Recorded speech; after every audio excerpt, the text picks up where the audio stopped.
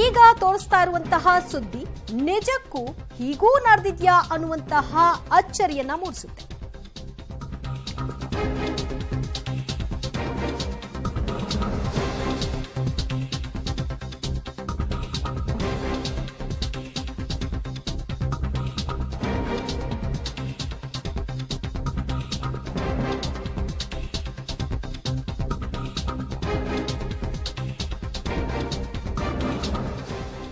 Renukaswamy murder ಕೇಸ್ನಲ್ಲಿ ಯಾವ ರೀತಿಯಾಗಿ ಗ್ಯಾಂಗ್ ನಡ್ಕೊಂಡಿತ್ತು ಅನ್ನೋದಕ್ಕೆ ಸಂಬಂಧಪಟ್ಟ ಹಾಗೆ ದೃಶ್ಯ ಸಮೇತವಾಗಿ ನಿಮ್ಮ ಮುಂದೆ ವರದಿಯನ್ನ ಪಬ್ಲಿಕ್ ಟಿವಿ ಬಿತ್ತರಿಸ್ತಾ ಇದೆ. ಪಬ್ಲಿಕ್ ಟಿವಿ ಎಕ್ಸ್ಕ್ಲೂಸಿವ್ ಸರಣಿಯ ಮೆಗಾ ಎಕ್ಸ್ಕ್ಲೂಸಿವ್ ಬೆಳಗ್ಗೆ ಫೋಟೋವನ್ನ ಅನಾವರಣ ಮಾಡಿದ್ವಿ. ಈಗ ಮತ್ತೊಂದು ಬಿಗ್ ಬ್ರೇಕಿಂಗ್ ನಿಮ್ಮ ಮುಂದೆ ಇಡಲಿದ್ದೀವಿ. ಪಬ್ಲಿಕ್ ಟಿವಿಯಲ್ಲಿ ಚಾರ್ಜ್ ಶೀಟ್ ನ ಇನ್ಸೈಡ್ ಸ್ಕೋಪ್, ಚಾರ್ಜ್ ಶೀಟ್ ನಲ್ಲಿ ಏನೆಲ್ಲ ಅಂಶಗಳು ಅಡಕವಾಗಿದೆ ಈ ಕೃತ್ಯಕ್ಕೆ ಸಂಬಂಧಪಟ್ಟ ಹಾಗೆ ಅನ್ನುವಂತಹ ಸಮಗ್ರ ಮಾಹಿತಿ, ಬೆಚ್ಚಿ ಬೀಳಿಸುವಂತಹ ವಿಷಯಗಳು ಅನಾವರಣವಾಗ್ತಾ ಇದೆ. ಬೇರೆ ಎಲ್ಲೂ ಇಲ್ಲ. ಪಬ್ಲಿಕ್ ಟಿವಿಯಲ್ಲಿ ನಿಮಗೆ ಒಂದೊಂದಾಗಿ ಈ ಸುದ್ದಿಗಳನ್ನ ಕೊಡ್ತಾ ಹೋಗ್ತೀವಿ. ಎರಡು ಪ್ರಮುಖ ಫೋಟೋಗಳು ಯಾವ ರೀತಿಯಾಗಿ ರೇಣುಕಾಸ್ವಾಮಿ ಮೇಲೆ ಡಿ ಗ್ಯಾಂಗ್ ಎರಗಿತ್ತು ಅನ್ನೋದಕ್ಕೆ ಸಂಬಂಧಪಟ್ಟ ಹಾಗೆ ನೋಡಿದ್ರಿ. ಈಗ ಮತ್ತೊಂದು ಬಿಗ್ ಬ್ರೇಕಿಂಗ್.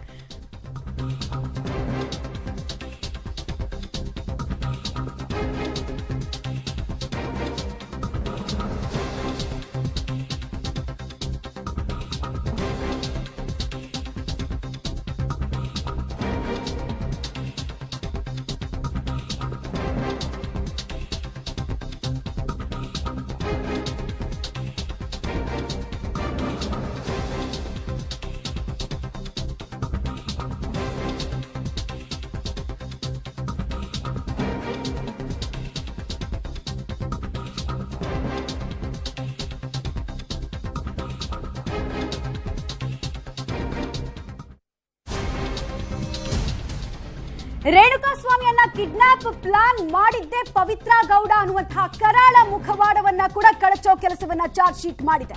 ರೇಣುಕಾಸ್ವಾಮಿಗೆ ಹಳ್ಳ ತೋಡಿದ್ದು ಕೂಡ ಇದೇ ಪವಿತ್ರ ಗೌಡ. ಕಿಡ್ನಾಪ್ ಮತ್ತು ಮರ್ಡರ್ ಎರಡರಲ್ಲೂ ಕೂಡ ಪವಿತ್ರ ನೇರ ಕೈವಾಡ ಇರೋದು ಕೂಡ ಗೊತ್ತಾಗ್ತಾ ಇದೆ. ಪವಿತ್ರ ರೂಪಿಸಿದಂತಹ ಸಂಚು ಈ ಮೂಲಕ ಬಟಾ ಬಯಲಾಗ್ತಾ ಇದೆ. ಪವಿತ್ರಳ ಮುಖವಾಡವನ್ನ ಚಾರ್ಜ್ ಶೀಟ್ ಹೇಗೆ ಕಳಚಿದೆ ಅನ್ನೋದ್ರ ಸವಿಸ್ತಾರವಾದ ವರದಿಯನ್ನ ನಿಮ್ಮ ಮುಂದೆ ಇಡುವಂತಹ ಕೆಲಸವನ್ನ ನಾವೀಗ ಮಾಡ್ತಾ ಹೋಗ್ತೀವಿ. ಹೇಗೆ ಪವಿತ್ರ ಗೌಡ ಏವನ್ನೇ ಆದ್ರೂ ಇನ್ಫ್ಯಾಕ್ಟ್ ದರ್ಶನ್ ಏವನ್ನಾಗ್ತಾರೆ ಅಂತ ಹೇಳಲಾಗ್ತಾ ಇತ್ತು. ಬಟ್ ಪೊಲೀಸರು ಯಾವಾಗ ಕೋರ್ಟ್ ನಲ್ಲಿ ಚಾರ್ಜ್ ಶೀಟ್ ಅನ್ನ ಸಲ್ಲಿಕೆ ಮಾಡಿದ್ರಲ್ಲ, ಆಗ ಪವಿತ್ರ ಗೌಡ ಪ್ರಥಮ ವರ್ತಮಾನದ ವರದಿ ಪ್ರಕಾರ ಅಂದ್ರೆ FIR ಪ್ರಕಾರ ಏವನ್ ಆಗಿದ್ರಲ್ಲ, ಅದನ್ನ ಕಂಟಿನ್ಯೂ ಆಗ್ತಾ ಇದಾರೆ. ಇದಕ್ಕೆ ಏನಕ್ಕೆ ರೀಸನ್ ಅಂತ ಹೇಳಿದ್ರೆ ಅವರೇ ಕಿಂಗ್ ಪಿನ್ನು. ಆಮೇಲೆ ಇಡೀ ಕಾನ್ಸ್ಪಿರಸಿ ಅನಾವರಣಗೊಳ್ಳೋದೆ ಅವರಿಂದ.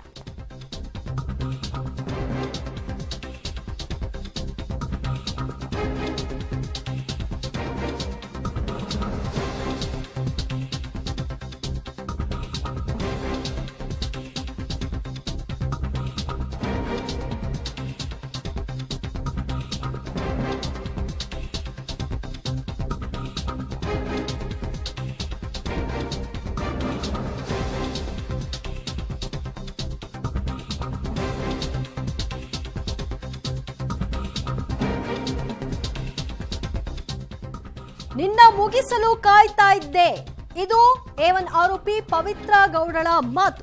ರೇಣುಕಾಸ್ವಾಮಿಯನ್ನ ಕೊಲ್ಲುವ ಮಾತುಗಳನ್ನ ಆಡಿದಂತಹ ಪವಿತ್ರ ಗೌಡ, ನನಗೇ ಅಶ್ಲೀಲ ಮೆಸೇಜ್ ಕಳಿಸ್ತೀಯಾ, ಬೆತ್ತಲೆ ಫೋಟೋ ಕಳಿಸಿ ಮುಜುಗರಕ್ಕೆ ಈಡು ಮಾಡ್ತೀಯಾ, ದುಡ್ಡು ಕೊಟ್ಟು ನನ್ನ ಸಾಕ್ತೀನಿ ಅಂತ ಹೇಳ್ತೀಯಾ, ನಿನ್ನ ಮುಗಿಸಲು ಕಾಯ್ತಾ ಇದ್ದೆ ಅಂತ ಹೇಳೋ ಮೂಲಕ ಕೆರಳಿ ಚಪ್ಪಲಿಯಿಂದ ಮನಸ್ಸೋ ಇಚ್ಛೆ ಹೊಡೆದಿದ್ದಾಳೆ ಪವಿತ್ರ ಗೌಡ. ಇದು ಶೆಡ್ನಲ್ಲಿ ಆಗಿರುವಂತಹ ಬೆಳವಣಿಗೆ. ಶೆಡ್ಗೆ ಹೋದಂತಹ ಪವಿತ್ರ ಗೌಡ ಅವಳ ಚಪ್ಪಲಿಯಲ್ಲಿ ರಕ್ತದ ಕಲೆ ಇತ್ತು. ಅದು FSL ರಿಪೋರ್ಟ್ ನಲ್ಲಿ ಪತ್ತೆ ಆಯ್ತು ಅಂತ ಹೇಳ್ತಿದ್ವಲ್ಲ, ಅದಕ್ಕೆ ಸಂಬಂಧಪಟ್ಟ ಹಾಗೆ ಅಲ್ಲಿ ಆದಂತಹ ಸಂಭಾಷಣೆ ಏನು ಅದು ಕೂಡ ಈಗ ಹೊರಕ್ಕೆ ಬರ್ತಾ ಇದೆ. ನೀನು ನನ್ನ ದುಡ್ಡು ಕೊಟ್ಟು ಸಾಕ್ತೀನಿ ಅಂತೀಯ, ನಿನ್ನ ಮುಗಿಸೋಕೆ ಕಾಯ್ತಾ ಇದ್ದೆ ಅಂತೆಲ್ಲ ಕುಪಿತಗೊಂಡಂತಹ ಪವಿತ್ರ ಹಲ್ಲೆ ನಡೆಸಿದ್ದಾಳೆ.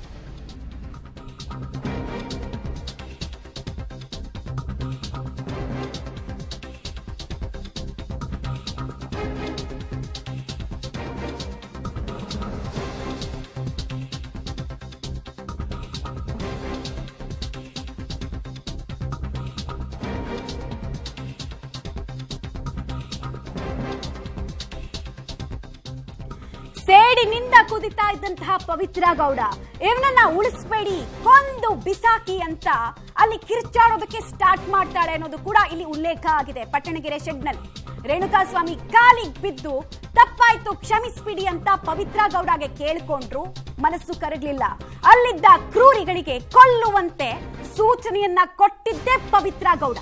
ಆನಂತರ ಶೆಡ್ನಿಂದ ಮನೆಗೆ ಪವಿತ್ರ ಗೌಡ ಹೋಗಿದ್ರು.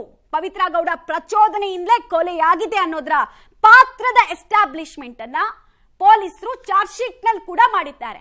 ಪ್ರತಿ ಆರೋಪಿಯನ್ನ A1 ಮಾಡೋದಕ್ಕೆ ಏನ್ ಕಾರಣ, A2 ಮಾಡೋದಕ್ಕೆ ಏನ್ ಕಾರಣ ಅಂತ ಡೀಟೇಲ್ಡ್ ಆಗಿ ಚಾರ್ಜ್ ಶೀಟ್ ನಲ್ಲಿ ಉಲ್ಲೇಖ ಮಾಡಬೇಕಾಗತ್ತೆ. ಸೊ ಸಾಮಾನ್ಯವಾಗಿ A1 ಯಾರಿರ್ತಾರೆ ಅಂದ್ರೆ ಅವರೇ ಪಾತ್ರಧಾರಿ, ಅವರೇ ಸೂತ್ರಧಾರಿ, ಹಾಗೂ ಹೆಚ್ಚಿನ ಎಲ್ಲಾ ಸೀನ್ಗಳಲ್ಲೂ ಕೂಡ ಅವರ ಕೈವಾಡ ಇದ್ದಾಗ ಅವರನ್ನ A1 ಮಾಡಲಾಗುತ್ತೆ. ಸೊ ಈ ಪ್ರಕರಣದಲ್ಲಿ ಪವಿತ್ರ ಗೌಡ A1 ಆಗಿ ಉಳಿಯೋದಕ್ಕೆ ಅವರ ಪಾತ್ರದ ಎಸ್ಟಾಬ್ಲಿಷ್ಮೆಂಟ್ ಹೆಂಗಾಗಿದೆ ಅನ್ನೋದ್ರ ಡೀಟೇಲ್ಸ್, ಹಾಗೂ ಆ ಕ್ಷಣದ ಕೊಲೆ ಅಲ್ಲ ಇದು, ಆ ಕ್ಷಣದ ಆವೇಶಕ್ಕೋಸ್ಕರ ನಡೆದಂತಹ ಕೊಲೆ ಅಲ್ಲ ಇದು ಅನ್ನೋದನ್ನ ಈ ಚಾರ್ಜ್ ಶೀಟ್ ನಲ್ಲಿ ಹಲವು ಅಂಶಗಳಲ್ಲಿ ಪೊಲೀಸರು ಬಿಂಬಿಸುವಂತಹ ಕೆಲಸ ಅಥವಾ ಹೇಳುವಂತಹ ಕೆಲಸವನ್ನ ಕೋರ್ಟ್ಗೆ ಮಾಡೋದಕ್ಕೆ ಹೊರಟಿದ್ದಾರೆ ಅಂತ ಅನ್ಸುತ್ತೆ. ಬಿಕಾಸ್ ಆ ಕಾನ್ವರ್ಸೇಷನ್ ಕೂಡ ಹಲ್ಲೆಗೂ ಮುಂಚಿನ ಕಾನ್ವರ್ಸೇಷನ್, ಹಲ್ಲೆಯಾದ ನಂತರ ಆರೋಪಿಗಳ ನಡುವೆ ನಡೆದಂತಹ ಸಂಭಾಷಣೆ ಯಾರ್ಯಾರದ್ದು ಎಲ್ಲೆಲ್ಲಿ ಯಾವ್ಯಾವ ರೀತಿ ಇತ್ತು ಅನ್ನೋದ್ರ ಉಲ್ಲೇಖ ಮಾಡೋದ್ರ ಮೂಲಕ ಇದೊಂದು ಪ್ಲಾನ್ಡ್ ಕಾನ್ಸ್ಪಿರೆಸಿ, ರೇಣುಕಾಸ್ವಾಮಿಯನ್ನ ಇಷ್ಟೊಂದು ಕ್ರೂಯಲ್ ಆಗಿ ಸಾಯಿಸೋದಕ್ಕೆ ಆರೋಪಿಗಳು ಪೂರ್ವ ತಯಾರಿಯನ್ನ ಮಾಡ್ಕೊಂಡಿದ್ರು, ಪೂರ್ವ ಸಂಚನ್ನ ಮಾಡ್ಕೊಂಡಿದ್ರು ಅಂತ ಹೇಳುತ್ತೆ. ಡೀಟೇಲ್ಸ್ ಕೊಡ್ತಾರೆ. ನೇರ ಸಂಪರ್ಕದಲ್ಲಿ ಜಾಯ್ನ್ ಆಗ್ತಾ ಇದ್ದಾರೆ ಮುರಳಿ. ಆ ಕ್ಷಣದ ಆವೇಶಕ್ಕೆ ಆದಂತಹ ಕೊಲೆ ಅಲ್ಲ ಇದು. ಜೊತೆಗೆ A1 ಇವ್ರನ್ನ ಮಾಡೋದಕ್ಕೆ ಏನ್ ಕಾರಣ ಅನ್ನೋದನ್ನ ಕೋರ್ಟ್ ಮನವರಿಕೆ ಮಾಡಿಕೊಡ್ಬೇಕಾಗತ್ತೆ. ಸೊ ಪೊಲೀಸ್ ಅಧಿಕಾರಿಗಳು ಈ ಸಂದರ್ಭದಲ್ಲಿ ಏನೆಲ್ಲ ಅಂಶಗಳನ್ನ ಉಲ್ಲೇಖ ಮಾಡಿದ್ದಾರೆ ಅಂತ.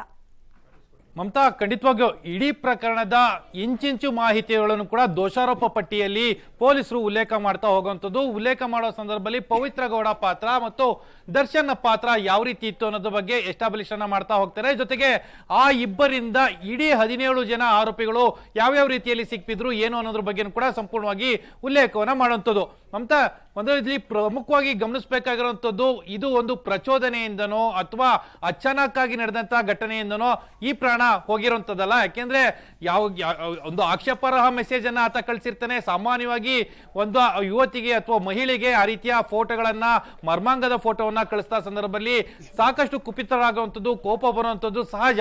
ಆದ್ರೆ ಆತನನ್ನ ಕರ್ತ್ಕೊಂಡು ಬಂದು ಆತನ ಮೇಲೆ ಹಲ್ಲೆಯನ್ನ ಮಾಡಿ ಆತ ಕ್ಷಮೆಯನ್ನ ಕೇಳಿ ಕಾಲಿಗೆ ಬಿದ್ದು ಕ್ಷಮೆಯನ್ನ ಕೇಳಿದ ಮೇಲೂ ಕೂಡ ಆತನನ್ನ ವಿರುದ್ಧ ಕಾನೂನಾತ್ಮಕವಾಗಿ ಹೋರಾಟವನ್ನ ಮಾಡೋದು ಬಿಟ್ಟು ಅವರು ಯಾವ ರೀತಿಯಲ್ಲಿ ನಡ್ಕೊಂಡಿದ್ದಾರೆ ಅನ್ನೋದ್ರ ಬಗ್ಗೆ ಸ್ಪಷ್ಟವಾಗಿ ಗೊತ್ತಾಗ್ತಾ ಇದೆ. ಯಾಕಂದ್ರೆ ರೇಣುಕಾಸ್ವಾಮಿ ಮಾಡಿದಂತ ಒಂದಷ್ಟು ಮೆಸೇಜ್ಗಳಿತ್ತು, ಆ ಮೆಸೇಜ್ಗಳನ್ನ ಇಟ್ಕೊಂಡು ಆಕೆ ಪದೇ ಪದೇ ಆತನ ಮೇಲೆ ಚಪ್ಪಲಿಯಿಂದ ಹಲ್ಲೆ ಮಾಡ್ಲಿಕ್ಕೆ ಮುಂದಾಗ್ತಾಳೆ. ಹಲ್ಲೆ ಮಾಡ್ಲಿಕ್ಕೆ ಮುಂದಾದ ಸಂದರ್ಭದಲ್ಲಿ ಆತ ಮಾಡಿದಂತ ಮೆಸೇಜ್ ಏನಿತ್ತು, ನಿನ್ನ ರೇಟ್ ಎಷ್ಟು, ಜೊತೆಗೆ ನಿನ್ನ ನಾನು ದುಡ್ಡು ಕೊಟ್ಟು ಸಾಕೊಳ್ತೀನಿ, ಈ ರೀತಿಯ ಮೆಸೇಜ್ಗಳು, ಆಕ್ಷೇಪಾರ್ಹ ಮೆಸೇಜ್ಗಳೇನಿತ್ತು ಅದನ್ನೆಲ್ಲ ಕೂಡ ಆತ ಹೇಳ್ತಾ ಹೋಗ್ತಾನೆ. ಆ ಮೆಸೇಜ್ಗಳಲ್ಲಿ ಅಂದ್ರೆ ಅವರಿಬ್ಬರ ನಡುವೆ ನಡೆದಂತ ಚಾಟ್ಗಳಲ್ಲಿ ಅದನ್ನ ನೋಡಿ ಆಕೆ ಕುಪಿತಲಾಗಿದ್ದು, ಅದಾದ ನಂತರ ಆಕೆ ಬಾಯಿಂದ ಒಂದು ಮಾತು ಬರುತ್ತೆ. ಅಂದ್ರೆ ಆಕೆ ಚಪ್ಪಲಿಯಿಂದ ಹೊಡೆಯೋ ಸಂದರ್ಭದಲ್ಲಿ ಒಂದು ಮಾತನ್ನ ಹೇಳ್ತಾಳೆ, ಈತನನ್ನು ಹೊಡೆದು ಬಿಸಾಕಿ ಸಾಯಿಸಿ ನನ್ನ ಮುಂದೆ ಇರಬಾರ್ದು ಈತ ಜೀವಂತವಾಗಿ ಅನ್ನೋ ರೀತಿಯಲ್ಲಿ ಪ್ರಚೋದನೆಯನ್ನ ಕೊಡ್ತಾಳೆ.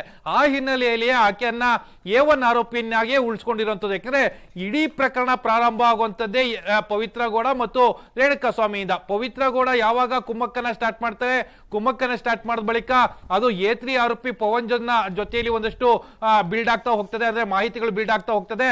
ಆದ್ರೆ ರೇಣುಕಾಸ್ವಾಮಿಯನ್ನ ಅಪಹರಣ ಮಾಡ್ಕೊಂಡು ಬಂದು ಪಟ್ಟಣಗೆರೆ ಶೆಡ್ ನಲ್ಲಿ ಇಟ್ಟು ಹಲ್ಲೆಯನ್ನ ಮಾಡಿ ಅದಾದ ಬಳಿಕ ಹತ್ಯೆಯನ್ನ ಮಾಡ್ಲಿಕ್ಕೆ ಪ್ರಮುಖ ಕಾರಣ ಆಗುವಂತದ್ದು ದರ್ಶನ್. ಆ ಹಿನ್ನೆಲೆಯಲ್ಲಿ ಆತನನ್ನ A2 ಆರೋಪಿಯನ್ನ ಮಾಡಿರುವಂತದ್ದು. ಜೊತೆಗೆ ಆತ ಬೆಂಗಳೂರಿಗೆ ಬರಬೇಕು ಅಂದ್ರೆ A3 ಆರೋಪಿಯ ಪವನ್ ನ ಕೈವಾಡ ಅತಿ ಹೆಚ್ಚಾಗಿತ್ತು.